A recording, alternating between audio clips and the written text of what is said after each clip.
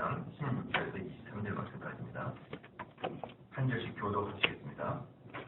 여호와께서 모세에게 이르시되 이스라엘 노인 중 백성의 장로와 유사되는 줄을 내가 아는 자 70인을 모아 데리고 회막 내 앞에 이르러 거기서 너와 함께 서게 하라. 내가 강림하여 거기서 너와 말하고 내게 임한 주는 그들에게도 임하게 하시니 그들이 너와 함께 백성의 짐을 담당하고 너 혼자 서지 아니하리라. 또 백성에게 이르기를 너희 몸을 거룩히 하여 내일 고기 먹기를 기다리라. 너희가 울며 이르기를 누가 우리에게 고기를 주어 먹게 할꼬 애굽에 있을 때가 우리에게 재미있었다 하는 말이 여호와에게 들렸으므로 여호와께서 너희에게 고기를 주어 먹게 하실 것이다. 하루나 이틀이나 낮에나 여름이나 20년만 먹을 뿐만 아니라 코에서 넘쳐서 싫어하기까지 1개월간을 먹게 하시리니 이는 너희가 너희 중에 거하시는 여호와를 멸시하고 그 앞에서 울며 이르기를 우리가 어찌하여 애굽에서 나왔던고 함이더라. 모세가 가로되 나와 함께 있는 이 백성의 구원자가 60만 명이었는데 주의 말씀에 1개월간 고기를 주어 먹게 하신다. 그들을 위하여 양떼와 숫대를 잡은 줄 족하오며 바다의 모든 고기를 모은들 족하오리까. 여호와께서 모세에게 이르시되 여호와의 손이 짧았느냐 내가 이제 내 말을 내게 이르하는 여부를 묻으라. 아멘. 이제 70명의 장로를 뽑는다죠. 장로와 유사. 어제 유사를 뭐라고 했습니까? 행정적으로 분사적으로 유능한 자. 그래서 이 유사가 이제 신약에서는 서기관 이렇게 표현이 돼요. 유사가 서기관으로 표현이 되고 그 다음에 장로는 사내들이 나중에 됩니다. 장로는 사내들이 되고 유사는 서기관이 이제 될 거예요. 그러니까 실질적으로 이제 그 행정과 살림을 이끌어가는 사람은 유사 쪽에서 되겠고 장로는 백성들에게 말씀을 가르치는 은혜를 끼치고 그리고 이 70인 장로가 각지에서 말씀을 가르침으로 인해서 어떤 부수적인 효과가 일어나냐 그러면 이스라엘 전체가 하나가 되는 그러한 부수적인 덕이겠죠. 그래서 이스라엘 백성들을 모세가 이끌고 갈 때 혼자서 그걸 다 했잖아요. 혼자 다 했는데 그러니까 사람들 사이에 효과적으로 하나님 말씀이 전달이 안 되는 거죠.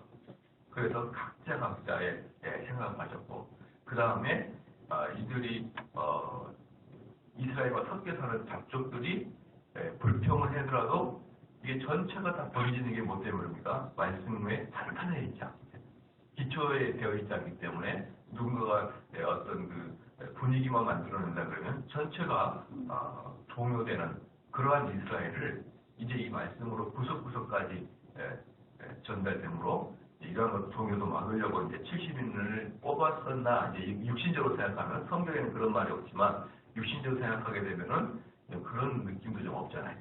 전체를 이제 모세가 통솔하고 하나의 생각으로 통일되기 위해서는 아주 모세일만처럼 구석구석까지 말씀이 전달돼야 통일될 수 있을 것이다.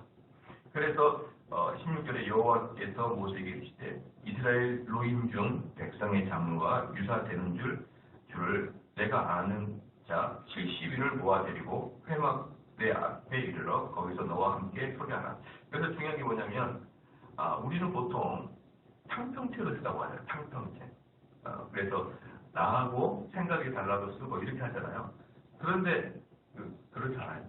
자기가 잘 아는 사람을 써야 돼요. 자기가 잘 아는 사람. 믿고 신뢰할 수 있는 사람. 나랑 정신이 비슷한 사람. 가치관이 비슷한 사람. 나랑 신학의 색깔이 똑같은 이런 사람을 써야 된단 말이에요. 그래서 제자들도 가만히 보면요. 선거로 제자를 뽑는 게 아니고 주님이 누구를 뽑을까 고민하다가 너 나랑 하자 이렇게 뽑는 거예요. 최고 리더십이 그 다음에 있는 사람을 이렇게 뽑는 것이지 탕평책을 쓰기 위해서 여기도 몇 명 저기도 몇 명 쓰지 않는단 말이에요. 여기서도 보면은 16절에서 보면 중간 세 번째 줄에 내가 아는 자, 내가 잘 아는 자로 뽑아라. 네가 잘 아는 자. 장로를 뽑을 때도 하나님께서 그에게 나중에 어떻게 됩니까? 17절에 보니까 내가 강림하여 거기서 너와 말하고 네게 임한 신은 그들에게도 임하게 하리니 그들이 너와 함께 백성의 짐을 담당하고 너 혼자 가지 아니하리라. 하나님께서 그들에게 성령을 내려주시고 신을 임재하게 해주거든요.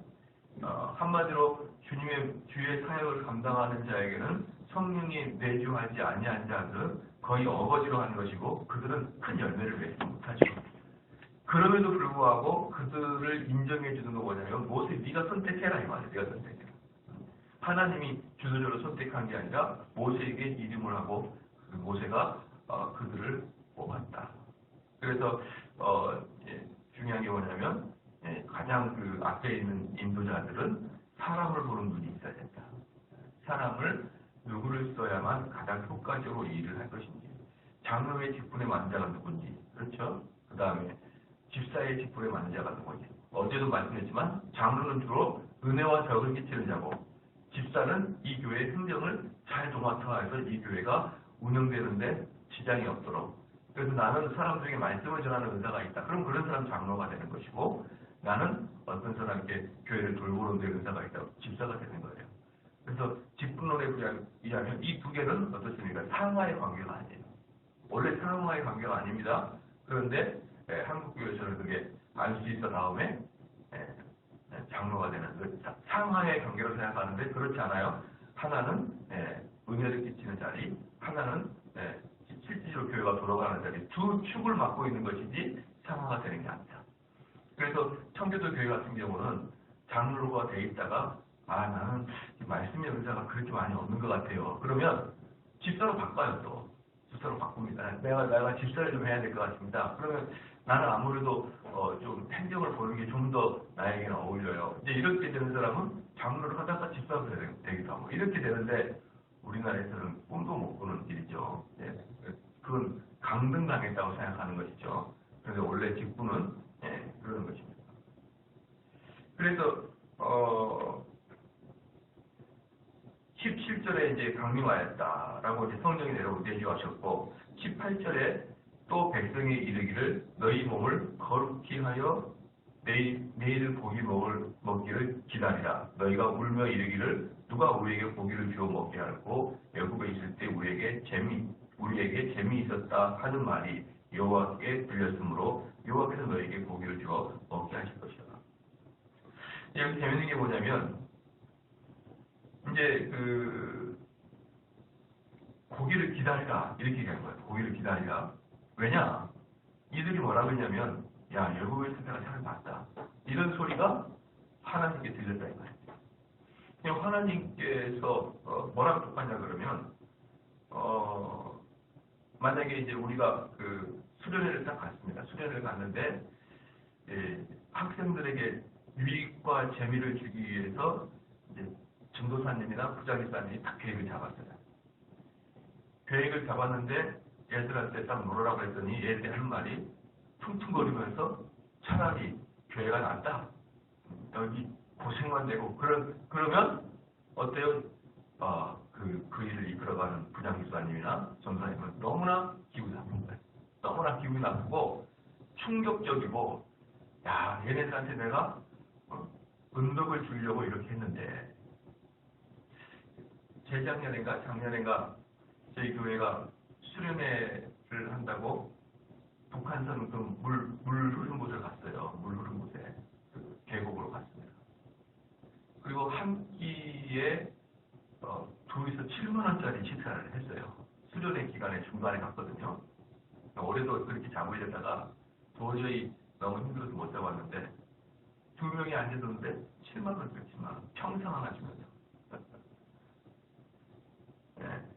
근데 정말 이제 몇 분이 또 헌신도 하고 이래가지고 어렵사리 갔는데 교인들 전체 아니 뭐냐 이게 덥기만 하고 그냥 어디 특별히 앉아서 먹기를 먹고 맛도 별로 없어요. 맛도 별로 없어요. 근데 2인 7만 원입니다. 맛도 별로 없는데 삼계탕하고 사철탕 해가지고 먹고 싶은 남성들은 사철탕을 드시고 여성들은 삼계탕을 드는데 글쎄 2인 7만 원이에요. 저희 단위 교인이 100명 같지 않겠습니까? 얼마나 많이 그렇겠어요. 그런데 너무 별로인 겁니다. 예. 계곡도 별로고 물도 많이 없고 별로였어요. 근데 그때 사람들이 이거 전부 다 3, 3, 5 이거 왜 이리 왔지? 우리 차라리 그냥 교회에 있으면 좋았을 걸 이런 소리가 여기저기서 이제 궁시렁궁시렁 들리는 거예요. 그때 이제 총 지도했던 저나 몇몇 집사님들 마음속에 얼마나 충격이 가했겠습니까? 이거 뭐 돈은 돈대로 쓰고 수련의 중간에 딱 끊고 나올 때는 또 얼마나 출혈이 큽니까? 이런 것들 저런 것들을 생각하면 차라리 처음부터까지 그냥 공부만 할 걸 이렇게 해서 작년 나은성 교수님도 그렇고 올해 정성우 교수도 목사님도 그렇고 그냥 그대로 그냥 스트레이트로 그냥 수업을 한 거예요. 그 전년도 하도 그런 게 되어가지고 그러한 사람들이 그러니까 하나님께서 은혜를 베풀었는데 그 은혜는커녕 그 전 단계가 좋았다 이런 식의 이야기는 그 전체를 이끌어가는 사람에게는 모멸감을 줍니다. 모멸감. 이거 돈대로 쓰고 이것은 고생은 고생으로 하고 이것은 신경을 썼는데 사람들이 전체가 과거가 좋았다 그러면 하나님께서는 아주 화가 나신 거예요. 그럼 하나님의 대체 방법이 뭐냐면 재미있게도 한번 어디 실컷 먹어봐라. 이렇게 하면서 고기를 주세요. 이걸 보시면 참 하나님도 재밌으시다 이런 느낌이 드는데 그래 니네 코에서 고기 냄새가 날 때까지 내가 한번 주겠다. 이렇게 하면서 그냥 주는 거예요. 내일 18절에 두 번째 줄 내일 고기 먹기를 기다리라. 너희가 울며 이르기를 누가 우리에게 고기를 주어 먹게 하고 애국에 있을 때 우리에게 재미있었다 하는 말이 너에게 들렸으므로 여호와께서 너에게 고기를 주어 먹게 하실 것이에요. 근데 언제 먹게 한다고요? 내일 먹게 하겠다. 내일. 근데 아무리 찾아봐도 200만 명을 어떻게 고기 밭을 합니까? 이해가 안 되는 거예요. 이해가. 그러니까 19절에 하루나 이틀이나 닷새나 열흘이나 21만 먹을 뿐 아니라 코에서 넘쳐서 치러하기까지 1개월간을 먹게 하시리니 여기서 1개월간은 무슨 뜻이냐 그러면 한 달이 아니라 어떤 짧은 기간을 이야기한다. 어떤 짧은 기간 이것을 1개월로 번역한 거예요. 그러니까 정확하게 30일이 그런 뜻이 아니에요. 어떤 기간 동안에 집중적으로 그런 얘기합니다. 먹게 하시리니 이는 너희가 너희 중에 거하시는 여호와를 멸시하고 그렇죠.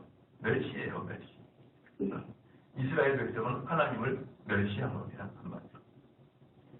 그 앞에서 울며 이르기를 우리가 어찌하여 애굽에서 나왔던 고 함이로라. 우리가 어찌하여 애굽에서 나왔던 거 함이로라. 출애굽기 한번 볼까요? 출애굽기 2장.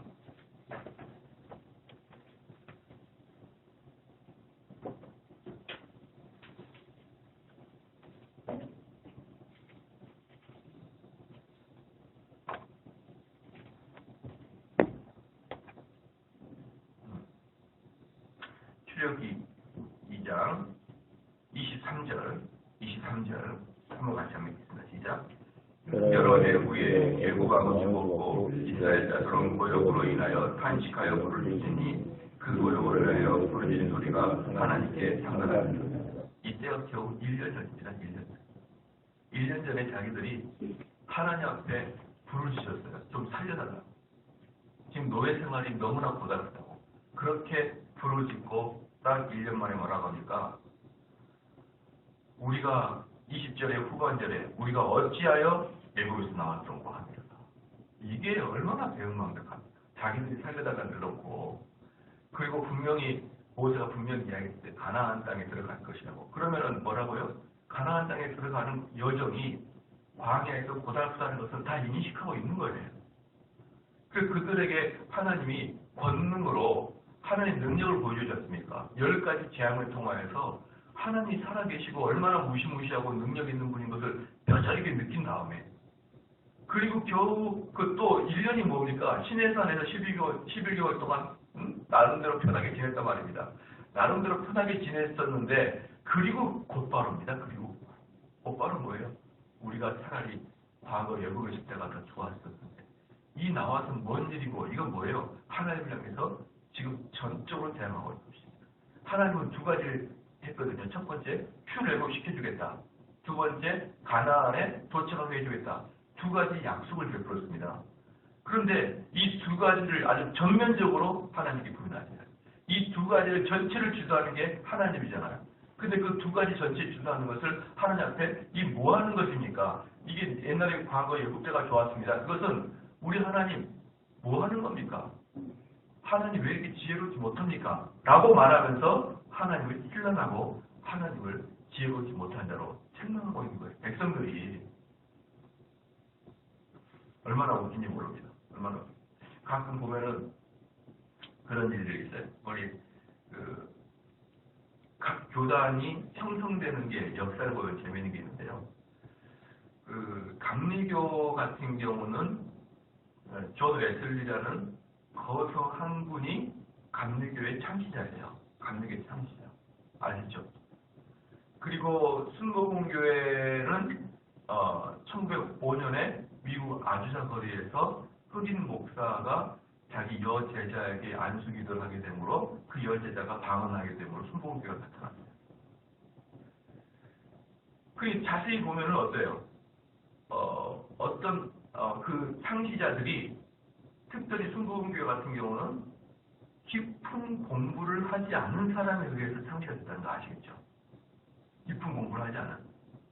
그리고 감리교도 웨슬리가 거목이지만 웨슬리 한 명에 의해서 거의 만들어졌다는 거 아시겠죠? 그 후손들이 그다음 웨슬리를 받아서 더 이제 증거 보완했을 뿐이지 핵심은 웨슬리란 말이에요. 근데 장로교는요, 칼빈이라는 사람 혼자 만든 게 아니에요. 대표자가 칼빈인데 수많은 신학자들이 만든 게 장로교예요. 그러니까 다른 교파는 감리교나 순복음교회에서는 한 명의 창시자가 딱 있는데 장로교는 한 명의 창시자가 아니라 여러 신학이, 개혁 신학이라는 여러 명의 학자들이 아주 체계를 만든 게 장로교예요. 그러니까 장로교는 한 명에 의해서 시작된 게 아니라 개혁 신학이라는 신학이 만드는 게 장로교예요. 지금 이해가 되십니까? 다른 교파는 한 명의 어떤 인도자에 의해서 만들어졌고 장로교는 개혁 신학이라는 신학이 만들어낸 거예요. 그래서 신학적 깊이는 다른 교파하고 장로교는 비교가 안 됩니다. 쉽게 말해서 속된 말로 째면 안 돼요. 아예 비교가 안 됩니다. 그렇기 때문에 장로교 목사님들은 자기가 공부를 안 해서 그렇지 공부를 하게 된다면 끝도 없는 공부를 할 수밖에 없는 거예요. 여기에 비해서 다른 교파는 절대로 장로교의 신학을 발 뒤꿈치로 따라올 수가 없을 정도로 차이가 많아요. 그들이 아무리 공부를 많이 해서. 그런데 가끔 재미있는 게 있는데 뭐냐면 장로교회에서도 저희 교회를 또 열심히 공부하는 교회 중에 하나잖아요. 그런데 순복음교회나 감리교회 일반 평신도가 저한테 신학적 어드바이스를 하는 경우도 종종 있어요. 목사님 그건 아닌 것 같아요. 그래서 또 심지어는 어떠냐면 우리 아들이 목사님께 교육을 받고 좀 이상해진 것 같은데 제가 목사님의 신학을 좀 검증하러 왔어요. 이러면서 이런 순복음교회 권사님 와요. 이렇게 이거 큰일이다. 이거 어떻게 검증을 받아야 되나 라고 하듯이 1980년대까지만 해도 순복음교회를 이단이라고 했었어요. 그런데 이제 그런 분들이 이제 시간이 지나서 장로교 목사의 신학을 검증하러 오겠다니 이 올챙이 시절을 기억을 못하는구나 라고 느끼듯이 우리 하나님께서 너희들이 올챙이 때 어땠느냐 이 말이에요. 너희들이 감히 하나님을 향해서 신뢰할 만한 그런 존재였느냐 이 말이에요. 너희들이 감히 하나님을 가르쳐 드리려고 그러냐. 왜? 지금 이 사람들의 외침 속에 뭐가 있으니 하나님이 잘못한 거예요. 하나님이 잘못 선택한 거예요. 이렇게 오히려 하나님에게 조언하고 하나님을 신뢰하고 그런 완전히 역진 현상을 딱 해놨거든요. 이게 바로 하나님을 멸시하는 것입니다. 어제도 제가 기도 시간에 말씀드렸는데요. 이런 거예요. 어찌하여 나에게 이런 고난을 주십니까? 하나님을 신뢰하는 겁니다. 하나님 지혜롭지 못하다는 거예요. 당신은 지금 나에게 큰 실수를 하고 있다는 뜻입니다. 그러한 것들이요. 사람의 근본적인 마음에 있습니다. 근본적인. 왜? 우리 죄로 타락했습니다.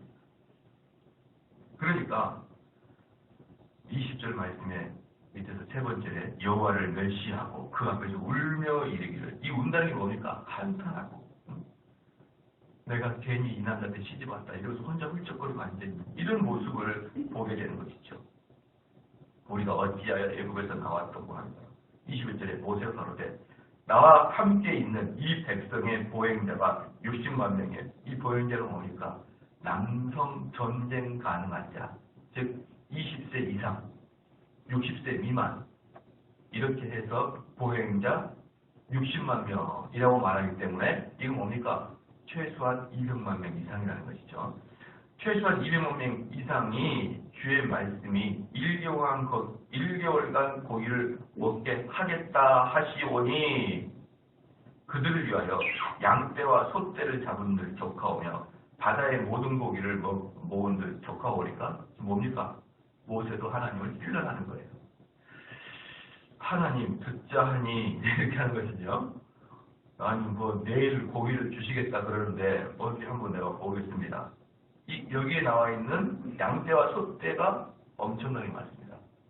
지금 이스라엘 백성들은 200만 명이 움직이는 게 아니라 양떼와 소떼가 엄청나게 많은데 그 양과 소는 어떤 거냐 그러면 제사 지낼 때 사용할 거거든요. 6월절 때 지난번에 말씀드렸죠. 6월절 되면은 여기에 있는 거의 대부분의 양과 소를 쫙 그냥 하나님께 드려야 될 만큼 엄청나게 많은 양이 제사가 드려지는 거예요.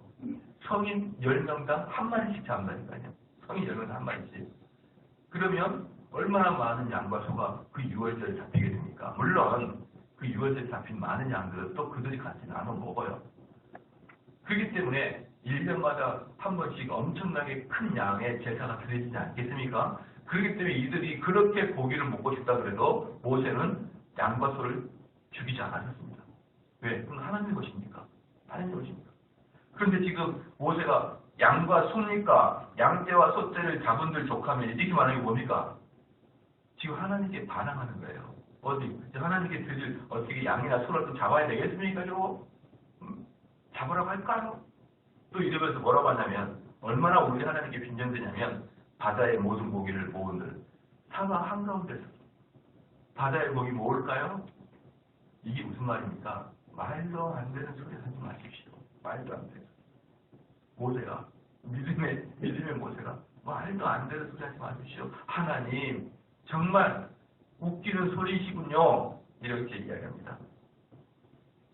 23절에 여호와께서 모세에게 이르시되 여호와의 손이 짧아졌겠느냐? 내가 이제 내 말에 네게 보응하는 여부를 보리라. 하나님이 이럽니다. 내가 능력이 없어서 그러냐? 내 손이 짧아서 그러냐? 우리 하나님의 능력의 상징은 하나님의 오른손입니다. 그래서 내 손이 짧아서 그러느냐? 이 말은 내 능력이 없는 줄 아느냐? 말입니다.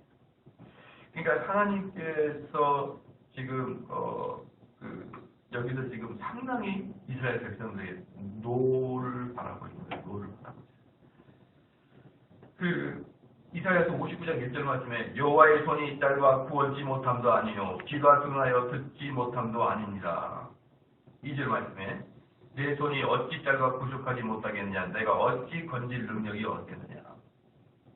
그러니까 우리가 가끔 기도할 때도 그렇습니다. 여호와께서 듣지 못하는 것처럼 소리질러 부르짖는 거예요. 그럴 때 여호와 하나님께서 이럽니다. 내가 귀가 먹어서 그렇겠느냐? 내가 귀가 어두워서 내 소리를 듣지 못하겠느냐? 그 말씀을 여러분 이해해야 됩니다. 저는 기도할 때요. 여러분들이 하나님이 주신 성령의 감동을 기도했으면 좋겠어요. 지금 무슨 말이냐면 하나님이 내 마음을 찢기고 나를 슬프게 하면 울고 부르짖으십시오. 애 같아서 부르짖으는 말이에요. 그런데 이건 아니에요. 기도합시다. 부르짖읍시다. 해서 처음부터 막 부르짖는 거 있잖아요. 부르짖읍시다. 아니 하나님이 나에게 마음을 주시고 부르짖으라는 말이에요. 얼마든지 참지 말고 통성으로 하나님을 향해서 나의 소원을 아뢰고 나의 이 잘못된 것을 하나님께 아뢰 때 하나님께서 그 마음을 주시면 울고 불고 통성으로 큰 소리로 기도하시란 말입니다. 그거 아무도 뭐라고 하지 않아요. 그런데 자 우리 한번 기도합시다 그러면 약속이나 한 듯이 처음부터 막 부르짖는 그게 뭡니까? 인위적인 것이죠. 지나치게. 그럴 때 이사야에서 뭐라고 했습니까? 여호와의 손이 짧아 구원하지 못함도 아니요 귀가 둔하여 듣지 못함도 아닙니다. 내 손이 어찌 짧아 구속하지 못하겠냐 내가 어찌 건질 능력이 없겠느냐 이렇게 하나님께서 자신의 능력을 표현하신 것처럼 여기에서 모세와 이스라엘 백성들에게 내가 손이 짧아졌겠느냐 이 말이에요. 이게 뭡니까? 너희들 바로 1년 전에 10가지 재앙을 통하여서 엄청난 하나님의 권능을 받지 않았느냐. 내가 바로 1년 전에 무시무시한 홍해를 가는 걸 너희들이 보지 않았느냐. 내가 얼마 전에 하늘에서부터 너희들에게 떨어지는 만나를 보여주지 않았느냐. 그럼에도 불구하고 내 손이 짧아졌다고 느꼈느냐? 그 짧은 시간에. 그러면서 23절에 네가 이제 내 말이 네게 응하는 여부를 보게 될 것이다. 사랑하는 성도 여러분, 이스라엘 백성들에게 광야의 시대는 어떤 시대냐? 광야의 시대는 불만과 불평과 원망의 시대가 광야 40년이었어요. 그런데 모세도 그 원망과 불평에 동참할 때가 많았습니다. 모세도 괜히 가나안 입성이 금지된 게 아니에요. 모세도 수많은 시간 동안에 하나님께 도대체 어제도 봤잖아요. 왜 내가 얘네들 낳았으니까 11장 12절에 이 모든 백성을 내가 잉태하였나이까? 내가 어찌 그들을 생산하였기에 주께서 나더러 양육하는 아비가 젖 먹는 아이를 품듯 그들을 품에 품고 주께서 그들의 열조에게서 맹세하신 땅으로 가라 하시나이까? 이 뭡니까? 주께서 그들의 열조에게 맹세하신 땅 가나안 땅이죠. 이 지금 모세도 하나님의 계획에 대해서 빈정빈정거리고 있잖아요. 빈정빈정거리고 있어요. 그리고 지금 오늘 여기서도 말이 됩니까? 양떼를 다 잡을까요? 소떼를 잡을까요? 그럼 어디 바닷가에서 생선이라도 다 잡아오실래요? 이러면서 하나님을 빈정거리는 모습을 볼 수가 있어요. 자, 이런 걸 보면 어때요? 우리 인간이 얼마나 완고하죠. 얼마나 완고하지. 하나님 주신 그 은혜를 우리가 분명히 경험하고도 금세 고통에 빠지는 거예요. 그렇기 때문에 이스라엘 백성들에게 이 40년은 원망과 불만과 반역의 시대입니다. 반역의 시대. 그에 비해서 하나님은 어떻습니까? 너희들이 배고프다. 이스라엘 광야에서 하는 게 너무나 힘들다. 먹고 싶은 게 많다. 그럴 때 만나를 끝없이 주시는. 만나를 먹으면서 뭐라고 한다 그랬죠? 만나를 먹으면서 어떻습니까? 하나님을 원망해요. 이스라엘 백성. 하나님은 만나를 먹으면서 원망합니다. 나중에는 고기를 먹으면서 원망을 해요. 그러니까 이스라엘 백성은 끝없이 반역을 하고 끝없이 원망을 하지만 하나님은 끝없이 은혜를 주신 것이에요. 많은 사람이 그럽니다. 이스라엘 백성들이 뭘 얼마나 잘못했길래 그렇게 광야에서 다 전멸을 시키느냐. 여러분 이렇게 속된 말로 표현해 볼게요. 거의 단 한 번도 이스라엘 백성은 하나님께 감사하지 않아요. 40년 전에. 거의 감사가 없습니다. 거의. 40년 내내 원망과 불평. 이게 하나님의 끝없이 참으십니다. 만약에 하나님께서 내가 너희들을 7번씩 70번을 참으시겠다. 그래서 약 500번을 참았다. 그러면 아마 광야 시대에 10년 안에 다 죽었을 거예요. 10년 안에. 아니면 5년 안에 다 죽었을 거예요. 하루에 한 번씩 이상 하나님께 대들고 반역하고 원망했을 거니까. 하루에 한 번씩 이상. 예를 들어 5년 안에 다 전멸당했을 겁니다. 그런데 하나님께서는 참으시기를 좋아하신 하나님께서는 진노하시기를 더디하신 하나님은 그들을 40년 동안 훈련하고 40년 동안 증거를 보여주고 40년 동안 얼려고 달랬는데 끝까지 그 속에 있는 암적인 존재가 빠지지 않아서 결국은 출애굽했던 장인들은 다 광야에서 죽여버리고 광야에서 태어난 자녀들만 가나안에 입성시키는 그러한 일들이 발생하는 것입니다. 사랑하는 성도 여러분, 우리 인간의 고약함을 알아야 돼. 어제 제가 오후에 저녁에 설교했지만 이 말씀을 보면서 어떻게 하면 된다고요? 나로 보면 된다. 야, 이스라엘 백성들은 아주 괴팍했구나. 아주 고집이 말이 아니었구나. 아주 감사히 인색했구나. 원망 불평의 천재구나. 이렇게 생각하지 말고 나를 보라. 나. 내가 얼마나 고집을지. 옛날에 그렇게 은혜를 받던 분이 옛날에 지금 저희 교회 안 나옵니다만 안현동 했을 때 자기 애들이 그렇게 한마디로 자장부져요. 얼마나 자장부. 얼마나 잘된 건지 몰라요.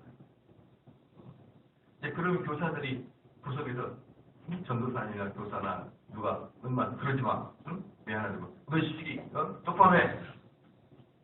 지나가다 그걸 딱 보면요, 그 딱 자기 손자나 자녀들이 그러고 있는 거 보잖아요. 딱 마음이 돌아서 버려요. 그리고 끝까지는 안 풀어요. 근데 여러분 잘 보십시오. 교회에서 목사님, 전도사님, 교사가 그 아이를 혼낼 때는 그 아이가 얼마나 교회에 해악을 끼쳤는지 아시고 좀 그랬으면 좋겠어요. 얼마나 많은 사람 아이들에게, 지 친구나 지 동생들에게 해악을 끼치고 눈물을 흘리고 예배 분위기를 방해하고 그랬는지를 좀 한 번이라도 더 생각해 달란 말이죠. 자기 손지가 그러고 있는 것에 대해서, 자기 자녀가 그러고 있는 것에 화만 내지 마시고, 그렇게 자기들한테는 그렇게 오냐 그냥 그렇게 하면서 자기 가족에게 조금 해가 들어오면 그냥 화내고 분노하고, 자기 자식들이 이 교회에서 얼마나 해악을 끼쳤는지에 대해서 요만큼도 고려하지 않고 그저 내 자녀 왕따시키나 이렇게 해가지고 마음을 돌아서는 걸 보면요, 이스라엘 백성보다 더 나쁜 놈이다, 그 사람은. 하나도 나을 게 없다. 광야 40년에 다 진면당에 마땅할 그런 고약한 마음씨를 가지면서 여전히 교회를 다녀요. 권사라고 그러면서 그 나이 먹고 그냥 자기 손자도 그냥 좀 교사들한테 혼난다 싶으면은 그렇게 틀어져가지고. 여러분 그런 사람 많이 봤어요. 그렇게 하지 마십시오. 사람들이 나를 권면하고 나에게 혼내키고 우리 가족에게 권면한 이유들은 다 있겠다 싶어요. 그렇게 말해요.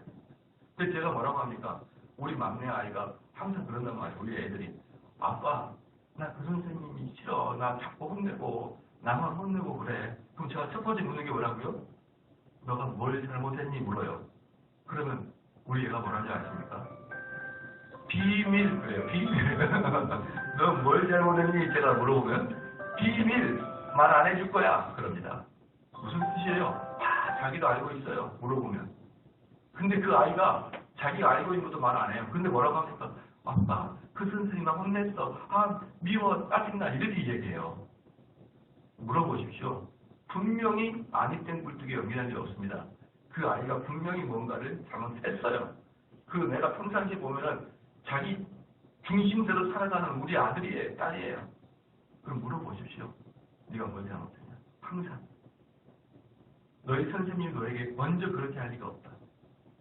옛날에 우리 큰딸도 한 번은 자기 학교 선생님이 같이 떠들었는데 자기만 혼냈다고 와가지고 입을 삐죽삐죽 거리는 거예요. 그래서 내가 딸한테 얘기했어요. 선생님이 니네 3명이 떠들었는데 너를 혼내는 이유는 네가 주동자처럼 보여서 그래. 너가 미워서가 아니라 선생님 보기에 네가 주동자야. 아니면 네가 먼저 시작했더니 선생님 괜히 너만 먼저 혼낸 게 아니야. 아빠 짜증나. 선생님은 나만 그래. 니만 주동자처럼 보였어. 그렇게 해주시기를 주로 축원합니다. 여러분 자녀들이 어떤 선생님이 혼나고 있는 것은 딱 보면은 기분 나쁜 거 알아요. 근데 그 자녀 때문에 더 많은 사람이 기분 나빴다는 거 인정하시고 들어가시기 바랍니다. 괜히 여기 이스라엘 백성처럼 그렇게 고집 부리고 그렇게 사악하고 그렇게 옹고집으로 살아가지 마시고 항상 내가 얼마나 잘못할 수 있는지, 그렇죠? 내가 얼마나 나쁜 놈일 수 있는지 그것을 고려하고 살란 말이에요. 그것을. 그래서 다른 사람이 나에게 욕을 하고 다른 사람이 나에게 혼내면 당연히 그럴 만한 천재로 살아가야 되는 것이지 오해했다 그러고 기분 나쁘다 그러고 내 마음의 상에서 풀어지지 않는다 그러고 그런 식으로 이스라엘 백성처럼 살아가지 않기를 주의 이름으로 축원합니다. 기도하겠습니다.